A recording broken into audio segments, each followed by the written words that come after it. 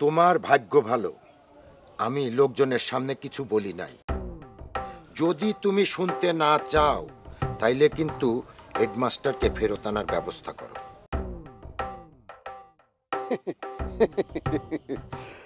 আমি তারে কিভাবে ফেরত আনবো? যেমনে তারে বিদায় করছো তেমনে আনবা। আমি কি বিদায় করছি?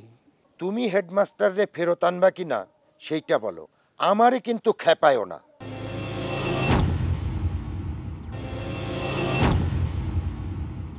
মিয়া ভাই, যে একবার চইলা যায়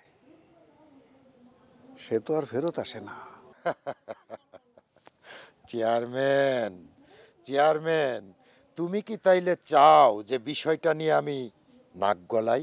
মিয়া ভাই, আপনারে আমি সম্মান করি যে সেটা আপনি নিজেও ভালো করে বোঝেন, এলাকার 10 জনও বোঝে যে আপনারে আমি কতটা সম্মান করি।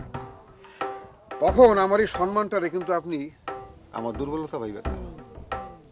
তোরা, তুমি কি বোঝাইতে চাচ্ছ আমি কিন্তু বুঝতে পারছি। আপনি জ্ঞানী মানুষ, আপনি অবশ্যই বুঝবেন। আপনি যদি না বোঝেন তাইলে কে বুঝবে এই গ্রামে?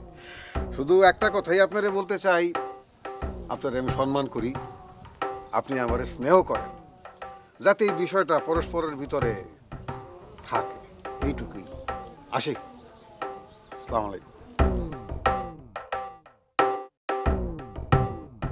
তোরা, তুমি আমার বাড়ির সামনে এসে আমারে ঝাড়ি দিয়ে দাও, আমারে সামনাসামনি সম্মান দাও আর পিছনে বাঁশ দাও।